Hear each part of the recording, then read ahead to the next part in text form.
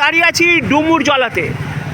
এই ডুমুরজলা রিং রোডেতে এই যে পাবলিক টয়লেটটা হাওড়া পুরসভার পক্ষ থেকে করা হয়েছিল, তৃণমূল যখন হাওড়া পুর বোর্ড পায় ঠিক সেই সময় এই টয়লেটটা করা হয়েছিল।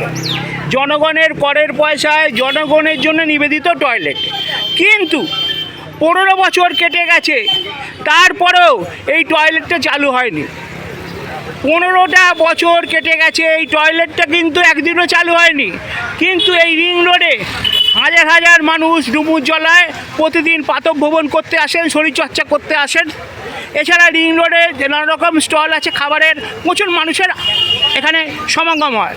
তারা কিন্তু কোনো জায়গায় টয়লেট করতে পারেন না। টয়লেট করাতে প্রচণ্ড অসুবিধার মুখোমুখি হন এখানকার মানুষজন।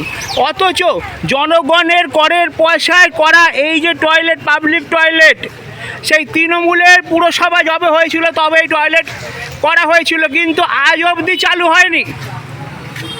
আজ অবধি চালু হয়নি। দেখুন, তাহলে কথা যেটা হচ্ছে, তাহলে করা কেন? পয়সাটা নষ্ট করা কেন? জনগণের করের টাকায় টয়লেট করা হয়েছিল, আজও অবধি চালু হয়নি এই টয়লেট হাওড়া ডুমুরজলায়। এই লাখ লাখ টাকা খরচা করে টয়লেটটা করা কেন, আর সেটা চালু না করার পেছনে কারণটা কি? ঠিক যেভাবে হাওড়ার ক্যারি রোড বাস স্ট্যান্ড 2 কোটি টাকা খরচা করে করা হয়েছিল, 2 কোটি টাকা পাবলিকের করের টাকায়, সে বাস স্ট্যান্ড তৈরির কয়েক মাসের মধ্যেই বন্ধ হয়ে যায়। এই হচ্ছে এখানকার গল্প এবং পুরাতন সরকারের এবং পুরাতন হাওড়া পুরসভার গল্প। দেখুন, ডুমুরজলা রিং রোড শৌচালয় কক্ষ, এই কক্ষ কিন্তু আর খোলেনি। দুবাই এখানকারই স্থানীয় ছেলে, কি বলবেন দাদা আপনাদের এই তো টয়লেটের অবস্থা? বলুন। এইটার যার কাছে যারা কন্ট্রোল করতো, মানে যাদের কাছে চাবি আছে, তারা এটাকে ইউজ করতো গোডাউন হিসাবে। এখনও মালপত্র রয়েছে, ভালো করে দেখে নিন। এখানে অনেকগুলো জিনিস রয়েছে, হ্যাঁ, কিছু মানে প্লাইউডের সব নানান রকম জিনিস রয়েছে, হ্যাঁ, এসব রেখে দিয়েছে। চাবিও আমরা পাই না।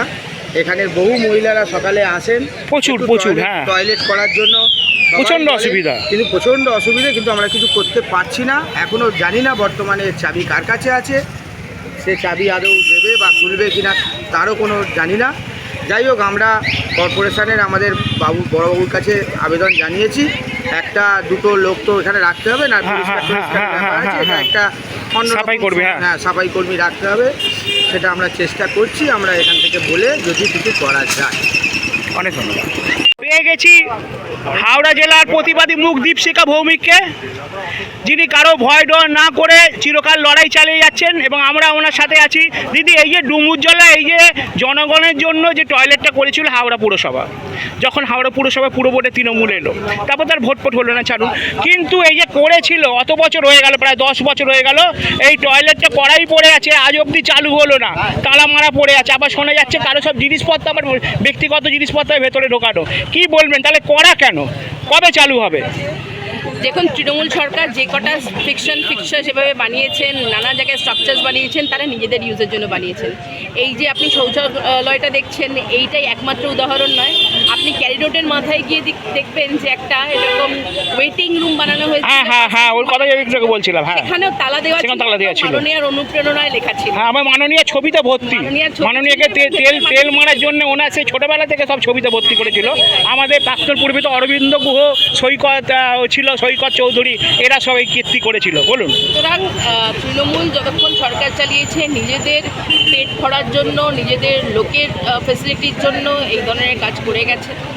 এই শৌচালয়ের যে চাবিটা, সেটাও আপনি জানবেন যে কোনো তৃণমূলের নেতার হাতে আছে, যে এসে পার্সোনালি সে যখন খেলতে আসে বা তার যখন স্পেশাল যে গেস্টরা আছে তারা যখন আসে, এখানে যখন সরকারের অনুমোদিত প্রোগ্রাম, তৃণমূলের অনুমোদিত প্রোগ্রাম হয়, তখনই এই শৌচাগারের গানটা খোলা হয়।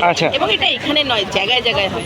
আমি দুর্গাপুজোর সময় রাস্তায় প্রচণ্ড বেগ পেয়ে একটা শৌচালয়ে এরকম সামনে গিয়ে দাঁড়িয়ে যখন জিজ্ঞেস করেছিলাম এটা খোলা হচ্ছে না কেন, তখন বলেছিল যেটা সরকারি কর্মচারীদের জন্য স্পেশালি রাখা আছে। আর আমার চোখের সামনেই তৃণমূলের একজন ওয়ার্কার এসে চাবিটা নিয়ে গিয়ে খুলেছিলেন। তাহলে এটা কি ইমিডিয়েট খোলা দরকার? এটাকে ইমিডিয়েট খোলা দরকার। এই ধরনের নানা যে পাবলিক ফ্যাসিলিটিসের অফিসেস আছে, যে ফিক্সচার্সগুলো আছে, যে যেগুলো ফ্যাসিলিটিগুলো বানানো হয়েছে সেগুলোকে ইমিডিয়েটলি মানুষের জন্য অ্যাভেলেবল করানো দরকার। এই যে ডুমুরজলার স্টেডিয়াম হই হই করে খুলে দেওয়া হলো, লোকে দৌড়ে দৌড়ে ভেতরে ঢুকলো, আজকে গিয়ে দেখুন 11টা বেজে গেছে তো আপনার ঢোকা বন্ধ, এক্ষুনি সামনে দিয়ে একটা জেসিবি যাবে। সুতরাং সরকারের এগুলো নিয়ে ওয়াকিবহাল হওয়া দরকার এবং নাটক না করে প্রোঅ্যাক্টিভলি মানুষের জন্য কাজগুলো করা শুরু করতে হবে।